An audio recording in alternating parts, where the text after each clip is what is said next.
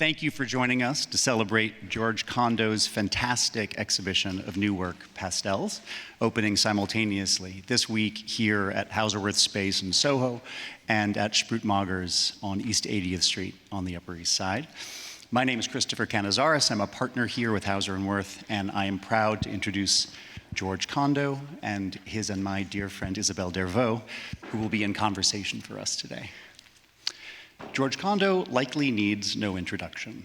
As you all know, he is a world-renowned contemporary artist whose work spans painting, sculpture, drawing, and printmaking, known for his distinctive and ceaseless experimentation with figuration, abstraction, and the investigation of the human psyche. His work has been exhibited around the globe for the better part of 5 decades to great critical acclaim and is represented in pretty much every major museum collection of modern and contemporary art. An astute and accomplished art historian and a scholar of music and lauded musician himself, George mines the history of art, music, literature, philosophy, and popular culture to create a world full of dynamic, layered, often conflicted compositions, strange yet strangely familiar characters, and beautiful, arresting juxtapositions. This fall, a large-scale retrospective of his work will be presented in Paris at the Musée d'Art Moderne, opening in early October. It is an honor to work with him. Isabelle Dervaux is a celebrated art historian and curator. From 2005 to 2023, she was the Aquavella curator and department head of modern and contemporary drawings at the Morgan Library and Museum here in New York, where she oversaw the acquisition of 40 extraordinary works on paper by George Condo. These works were organized into a solo exhibition, Entrance to the Mind, in 2023. Isabelle has also held curatorial positions at the National Gallery of Art in Washington, D.C., and the National Academy Museum here in New York, and has published extensively on modern and contemporary art, notably essays on Arshile Gorky, Philip Guston, Helen Frankenthaler, and Cy Twombly, amongst others. Please join me in welcoming our speakers.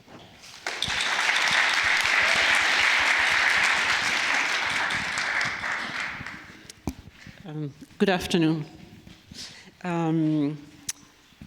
So we are here to talk about those 2 exhibitions here in Uptown, which are devoted to pastel. So we thought we would start with that aspect of the exhibition, the use of pastel. What you've used it before, but not so extensively, and so what drew you to work in this medium? Well, I love the permanence and the sort of luminosity of pastel. And I thought that after having worked on drawing paintings, which were basically on canvas, that my love for pastels goes back, as Isabelle knows, to Quentin Latour, to Rosalba Carrière, to these artists from the 18th century. But then to apply those mediums to contemporary subject matter just made me feel like I'll be able to draw and to improvise without having to make any kind of preparatory sketches or ideas that, are leading to the final, whatever subject.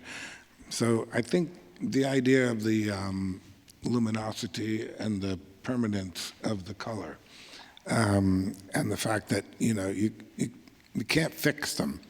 You have to put them behind glass. If you fix them, which normally people think you do with pastel, you end up, if you use washes in colors or gray paper or yellow paper or green paper, the colors just fade into the background. So, it was an idea of like how to keep them as vibrant as possible, and given that they're more vibrant that way, and as Isabelle will tell you, some of the experiments that went wrong when Degas fixed his works. No, not really. The thing is that Degas did use some fixative, but then because he was using different layers, and then eventually on the top layers he would not fix it in order to keep the color much more vivid. Yeah, well, one of the most exciting experiences I had was one day Gary Tintereau, who was the one-time curator at the Met. He invited me upstairs to see some Degas pastels that were not under the sort of light registrations that you have to show works on paper.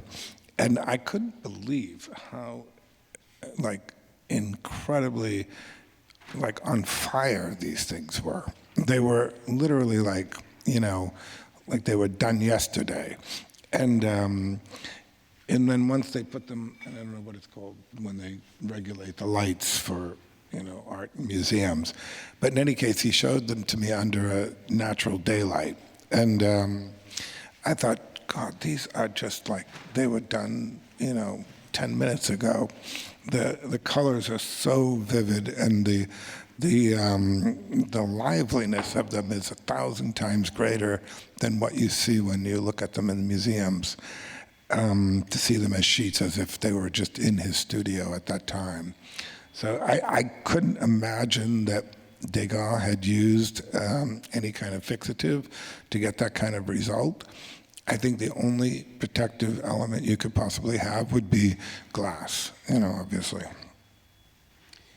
So the thing is, you did not use only pastels in those works. Those works are sort of what you could call mixed media. And you want to describe a bit your process with layers, starting with the acrylic, a sort of background of acrylic? Yeah, I think the earlier pastels that were done were sort of like an extension of, let's say, Renaissance painting, Renaissance drawings, where they might tone the paper and then make a grisaille of some sort. And then later, the paper itself was either colored, like a light blue-gray, or they painted a light blue-gray or whatever color they wanted to, where they felt like the pastel would really stand out.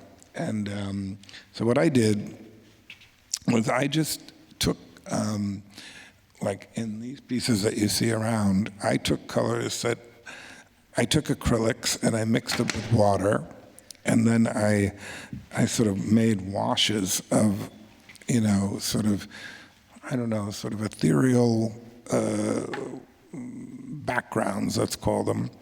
And then I let them dry, and most of the time I understood that you have to think that what the pastels are going to activate, how they're going to work on top of these colors that you use as washes. So I kind of worked with washes in the background. And so on some of them, we still see this background, right? Like the blue there or the brown. Yeah. That would be the acrylic background. Those are just the actual backgrounds that were over the whole entire piece of paper.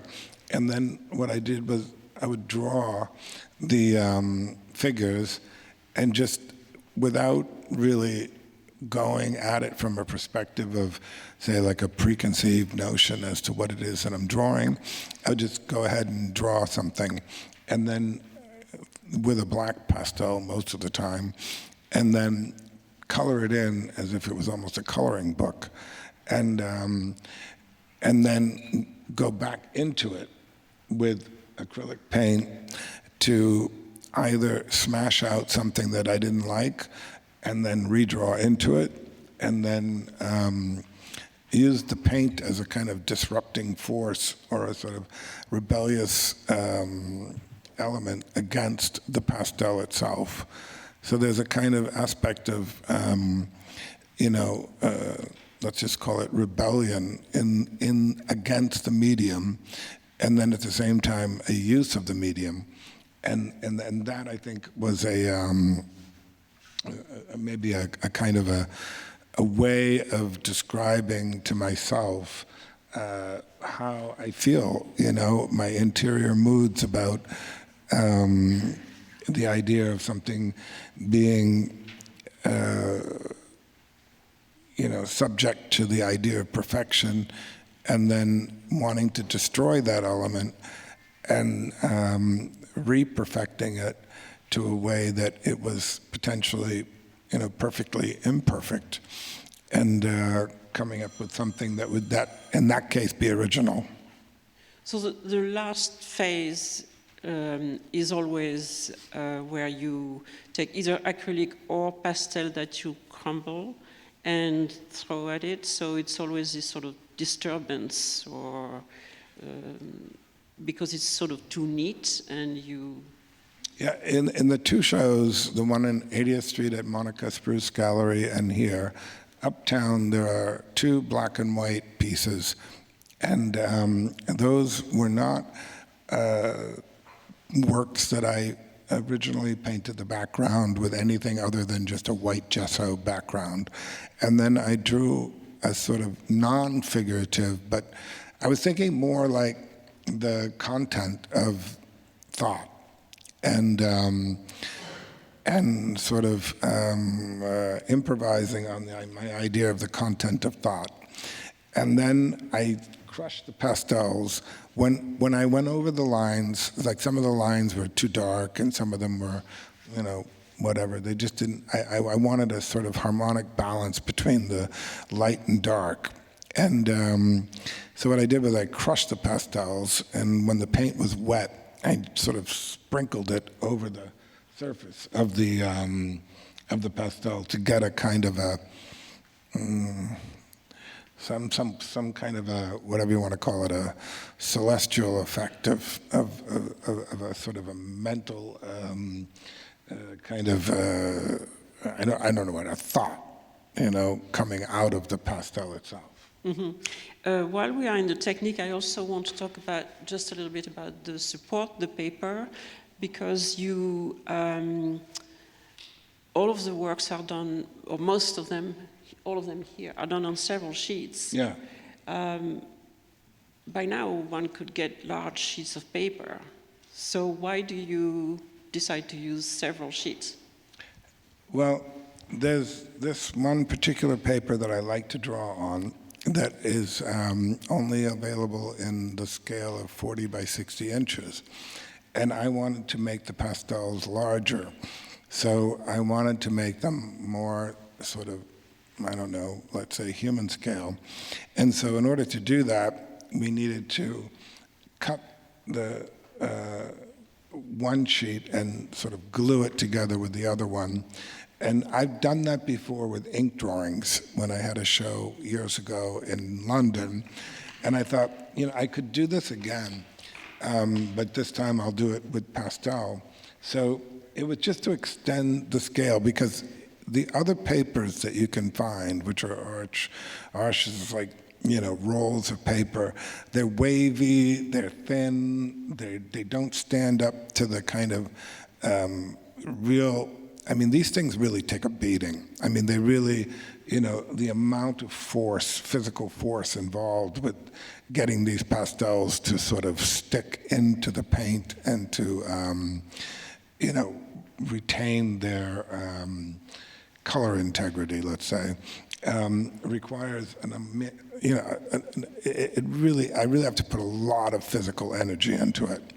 And so that is what this paper is capable of handling. This paper can take it. Uh-huh. But you could have, Degas, to get back to him, he often used many sheets for his pastel. They're made of 7, sometimes 10 sheets, because he expands them. He starts with one and then he expands. But he has a guy named Coller, from colle, la colle en français, the glue, who joins them so that you don't see the joints, or barely. That's true. It's true. But you decided to keep the deckled edge in the middle of your work. Yeah, I kept the include the line, the cut. You know what I was thinking about on that edge, on that line, on that concept, on that point? I was thinking of Bryce Marden. I was thinking about the way Bryce connected certain sheets of paper, and I was thinking about some of the abstract expressionists where you really see the paper. You really see the the division and the sort of connection between the materials, the paper, and I like that. You can, as a viewer, look at the physical process to a certain degree of the work. I don't mind that. I feel like it's like a quilt or a sort of I don't know what. It's like a primitive resource to making something larger without having to hide those kind of and sort of hide those elements in the work. I wanted them to be obvious to some degree. Maybe not obvious, but like at least visible if you look. Becomes part of the work, yeah. Yeah.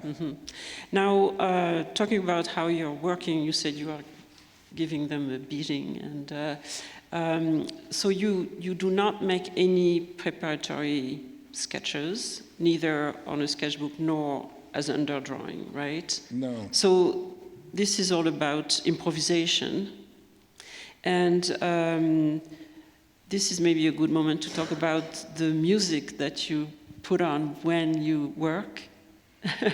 Yeah. Well, improvisation, having been a music theory student and, learning about improvisation in music, and also thinking about it in terms of art, I thought, the guiding light for most of the works that I was doing during this period of time was the album by Miles Davis called On the Corner. And this album was done in 1972, and it was after Miles had, sort of met and sort of talked with Jimi Hendrix, who was taking the ideas of improvisation from people like John Coltrane and these sort of sheets of sound and bringing them into, a sort of a new language of music. Okay, it was changing the lyrical aspect of music of, say, songs like the Beatles or songs like that were happening during the 60s, and taking it to a new level where it was about the idea of being a soloist. And as a painter and as an artist, you're a soloist. I don't collaborate with other people in my work.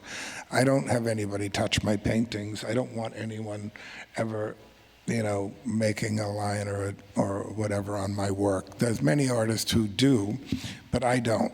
And so I really, and so the On the Corner album of Miles. Want to play it? Yeah, I could. Play a minute of it. You have it? Let me see. I'll find it. I'll give you an idea what it sounds like. I have it. It's such a great album. Okay, so this is what it sounds like. Let's see if I know how to work. Do you want me to hold the microphone? Yeah, I can do it. Can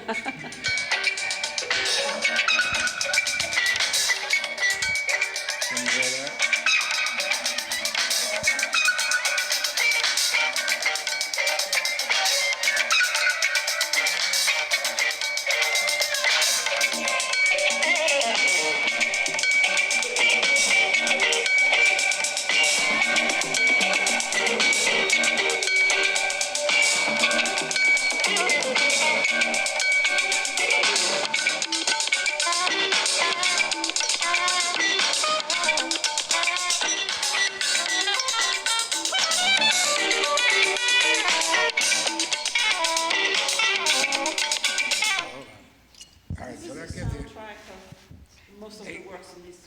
Yeah, so like what happened was like during the, say from 2017 till about 2020, I had John Coltrane live in Sweden on my CD player.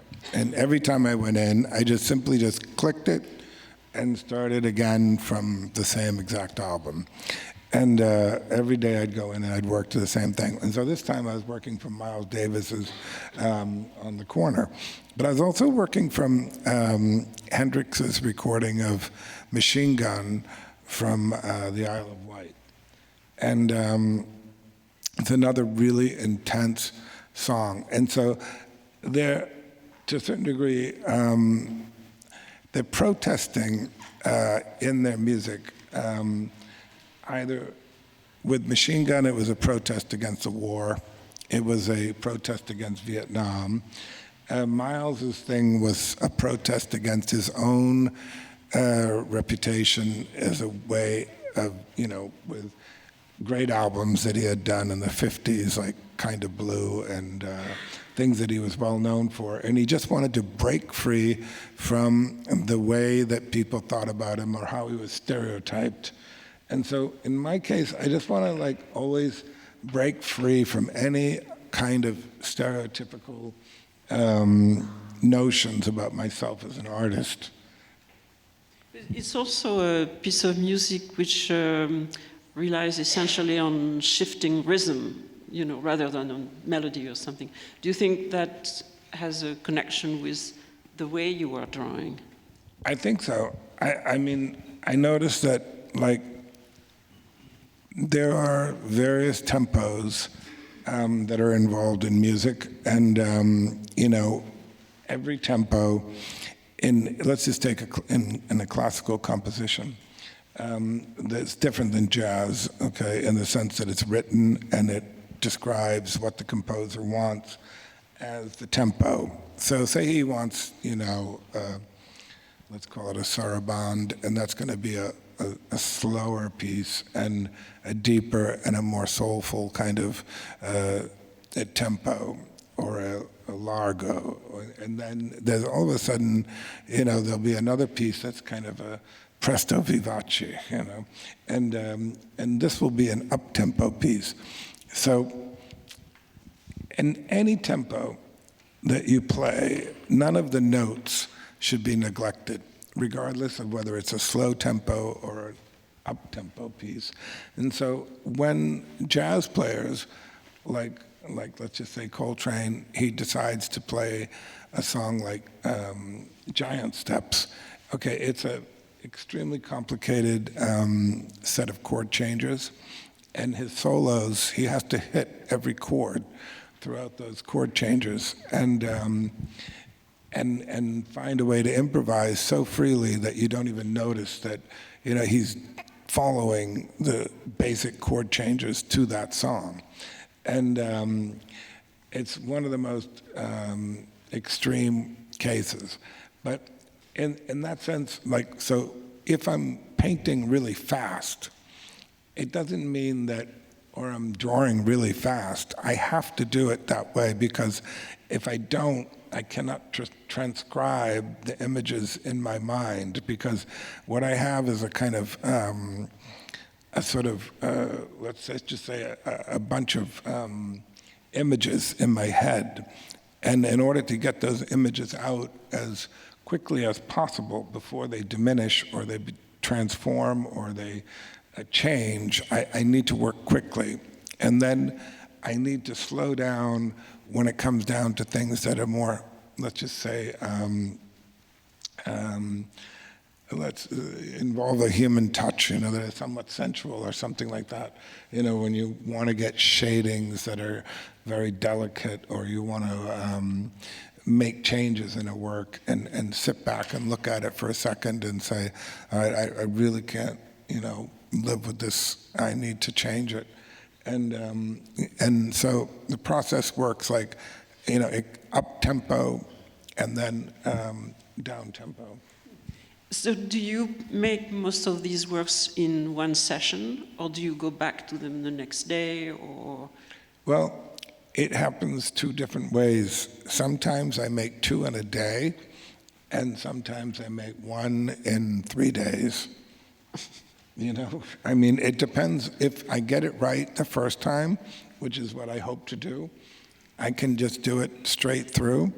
But if it takes more than 1 or 2 or 3 goes at it, I start to get pissed off and think like, this thing is giving me a hard time. I am not too happy with the way it's behaving, and it's rebelling against me. And the more that it does, the more I kind of enjoy the fact that they are not so complacent, that they really want to they want to put up a fight. And when a work wants to put up a fight, I'm happy to get in the ring with it and fight back. I'm looking for a knockout. So I saw you at work last week. You made a demonstration, which was terrific. And what struck me is that when you are, so you do the acrylic, and then you are in the drawing in black pastel, and then the colors. You look like, I mean, it seems like you are doing an abstract work. You don't seem to be concerned at all with what subject, what you are doing. It's all about adding a triangle, putting a little blue, at what point, I mean, it's like it's an abstract composition in which there happen to be some eyes and some teeth, but they're parts of the abstract thing. So at what point, or is there a point where you stop to look at it and consider the image, and that this is a figure, a portrait, someone? I think, like you said, it starts with abstract kind of configurations of forms, and trying to use the entire sheet of paper and making sure that I get everything that I want to sort of do on a sheet of paper in an outline, and then it starts to formulate itself into some kind of a figure. And at that point, I think that what happens is that as I'm formulating and sort of creating a figure, it becomes almost like a psychoanalytical exercise to kind of create something that reflects a psychological state of mind that may involve anything from what you might call sort of psychosynthesis or transpersonal sort of psychology, and in the sense that you're dealing with ideas that come from some sort of subconscious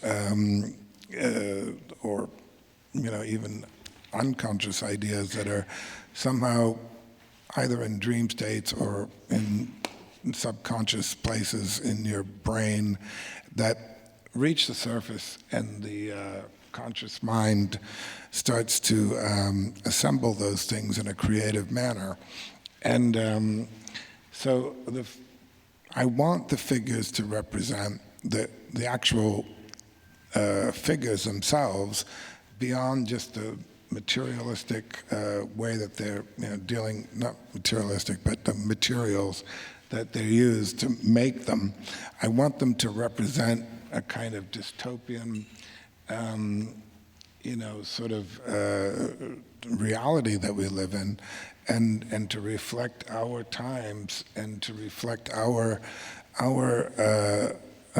mood and struggle, and to a certain degree the sort of question as to where are we, and what is happening to this world, and they are all to a certain degree just questioning.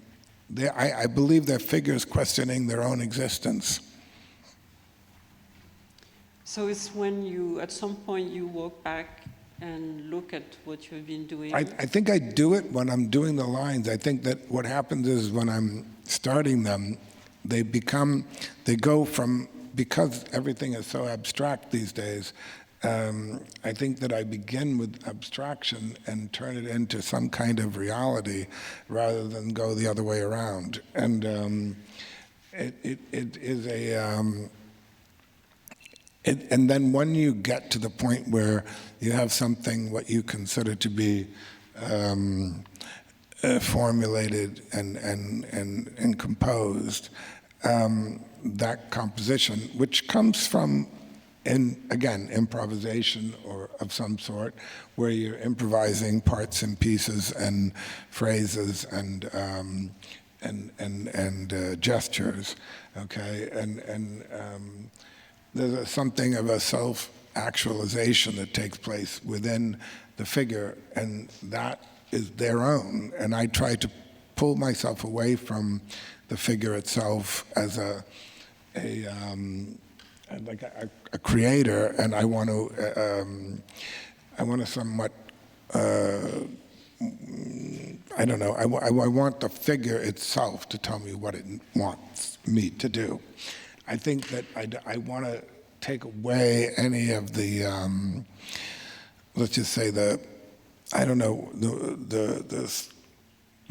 unconscious, or whatever you want to call it, pathological morality aspects of a figure, and set it free and let it be itself, and let it exist in its own way without being inhibited by an artist or anybody to tell it what to do.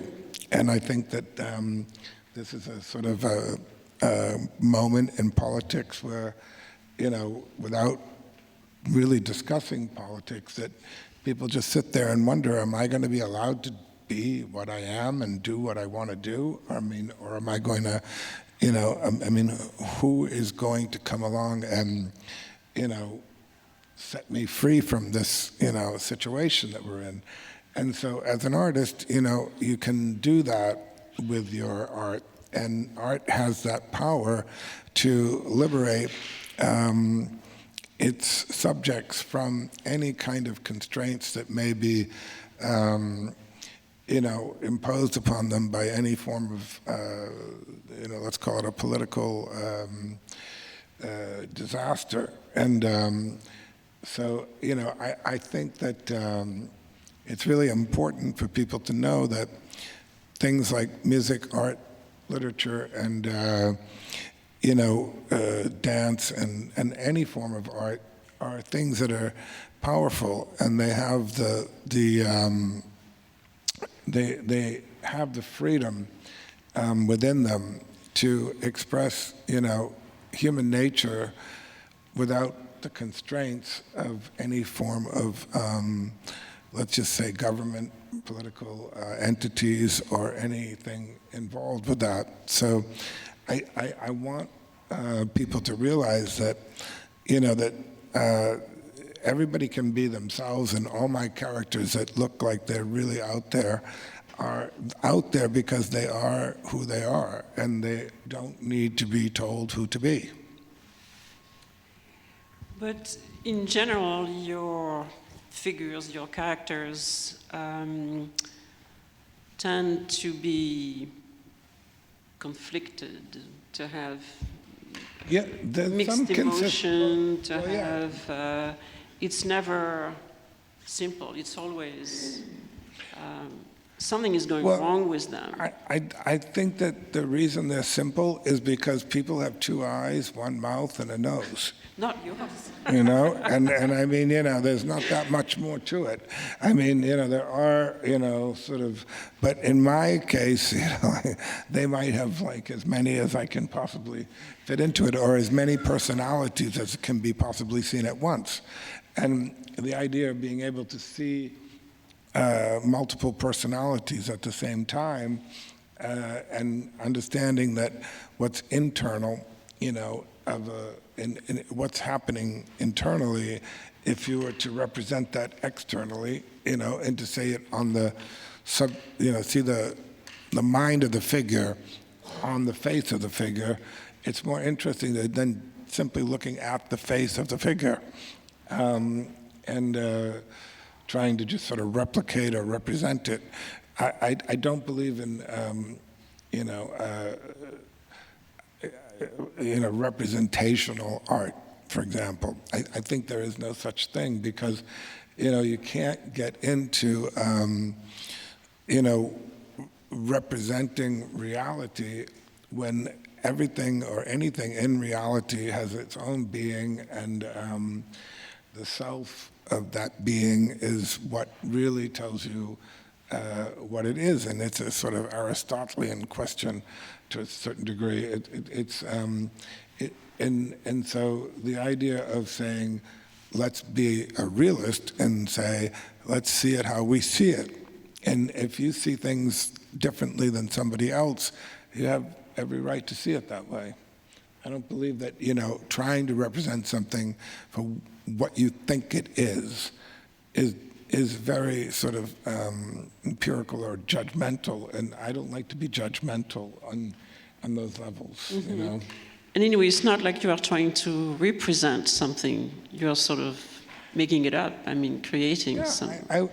It does represent something, but it represents the idea of, a sort of, it's the human figure, it's a human, it's a humanity of some sort, or a dehumanization being represented, or a sort of marginalization of certain,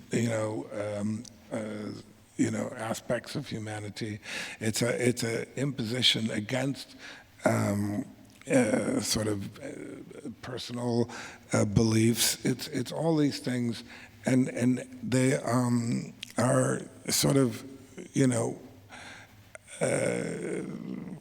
what I would say encompassed in the work in order to sort of remind us that these things are not constricted to those forms of sort of, I would say, governance. And so you are always, not always, but most of your subjects are the human figure, let's say. Are you tempted sometimes to go into other kind of subjects? Or you think it's just the... the other subjects being, I've been really focused on the human condition for the many, many years. I haven't really, I've done still lifes. I mean, I've done things like that, and I've painted sort of imaginary portraits, and I've painted things that involved various like periods of painting interspersed with other periods of paintings, where you have something like Franz Klein, and Franz Hals in the same painting, and I've managed to find a way to unify a collective manner of imagery without having to adhere to chronology. Because I don't believe in chronology in terms of how one sees art. Like, it started, this is, strictly, you can't do that because it's only available, you're only allowed to do that if you're in the Renaissance. You're only allowed to do that if you're in the 19th century or the 21st century or the 20th century.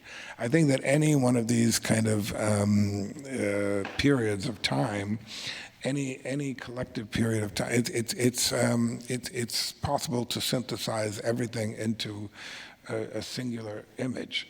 I don't think that there's any point in saying, you cut it off here, you cut it off there. It's like I said once, if the Renaissance feels to me like it was yesterday, and contemporary art feels like it was tomorrow, and so it's always, you're in that moment.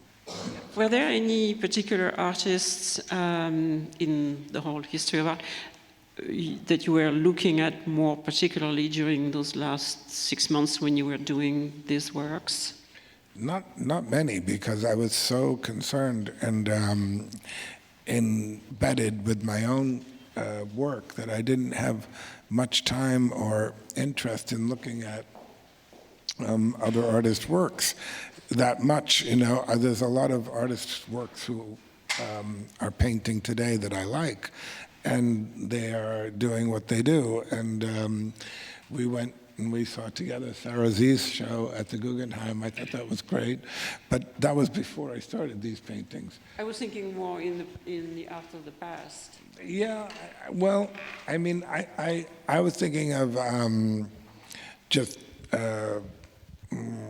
like, you know, like when you think about art of the past, any art from the past involves a build-up or a sort of a collective knowledge of how to create a surface and then how to paint layers of paint, how to do glazes, how to do, you know, the final touches, and then how to finish the work. And so all of it combined added into the aspects of making these works. I mean, there are no paintings that were not involved with preparatory activity. I mean, if you take a Caravaggio, he obviously painted the background using a kind of a reddish brown, and then he worked into it with a kind of method of catching dark and light. If you look at Raphael's drawings, you see that the paper is always a sort of reddish, he used a reddish chalk. I mean, so any artist always has a way of working that is recognizable. So I guess my work is recognizable in that sense, but you can't really tell what came first. You know, sometimes it's the drawing, and sometimes it's the background, and sometimes the background comes into the middle of the drawing to unify it. And I think that is a sort of, I guess you could call it an aspect of what someone like Frans Hals or Rembrandt said, was that you do need to include the background colors in the figure in the foreground in order to unify the two things together. And so, you know, there's an aspect of, let's just say there's a light blue in the background. You might find that in a painting by David or something like that, that there's a certain light blue tonality in the skin tones, and that is a similar way of being able to integrate background and foreground. So integration of backgrounds and foregrounds is very important to me, and using colors in the middle of the painting that are part of the aspects of the outside of the painting take place throughout these pastels. So it always goes back to the technique anyway. Yeah, it's all technique, you know. I mean, technique happens, a lot of the subject and a lot of the things that happen in the subject matter, if I was to get into a long discussion about, you know, this idea of sort of the psychological aspects of and the complexities of what I think is in the mind of the figures that I'm creating, you're dealing with a completely subjective concept as to what's in their mind, where I think the viewer has a much more, let's say, they are the ones that can decide what's going on inside the head of any one of these heads. The head itself is not going to tell you what it is. You're going to have to think for yourself about that. But in terms of the technique, I can tell you exactly what those techniques are, and you know, and describe them and sort of make some sort of sense out of them, but and just say, well, you know, for example, in this large one here, I had used that background color on the left side, on the right side, and I thought it just was too dark. It needs to be light on that side, so I mixed that tone, which was a weird off-red, kind of like a alizarin crimson with a little bit of raw umber and a bit of white, and then I had painted the whole painting that way, and then I thought it just didn't look like it was right, so I took the same color and I mixed it with two other lighter tones, and then I repainted it with acrylic all throughout the right-hand side of the painting. And so only at the point where you see the little white lines and the, and the sort of, you can see that same red on the left sort of show through that pink. And the one on the right started out as a black and white and red composition. So there's some black still in there and some white. Some of the figures, the hands are in white. And it was black and white and red. And it just wasn't all that exciting to me. And I started to think like, well, why don't I just color in all the figures that I drew and start, turning them into something more tangible so that you can actually see them, that it's not just a sort of mashup of lines. And they are kind of mashup of figures, and there is a sort of, I don't know what, a sort of group of figures in the midst of a sort of mad gathering. But that's kind of how that came about. And whereas the green one behind us, for example, was straightforward. It was very pretty green. I liked it a lot. And then I started working with the subject of this female figure and then drawing into it. And I think I finished it in like 45 minutes. This is great. I guess we could hear you talk about every single painting like this, but are we taking questions from the audience? Or no, no questions from the audience. Do you have anything? I have questions. Any question you want to ask yourself? I'll ask myself. No, I don't. Anybody has any questions, you can ask them if you want to. Well then, thank you very much, George. Thank you. So this one took 45 minutes. Which one took the longest? The longest was that one, the one on the right. Because of the fact that it was black and white and red first, and then it took me a long time to figure out, I said, I'm going to have to go back into it. And then I couldn't decide if I wanted to paint the gray or draw the gray, so I sort of mixed gray in a pastel in certain areas that matched the colors of the background. One more question. So Yep. you said you like to fight with your work. So the ones that you fight over, the ones that take longer, do you like those better than the ones that come easier? Good question. I like the ones that fight. I do. I like the ones that fight against me because I don't know where they're going to end up. And then, but I'm always happy when something comes easily.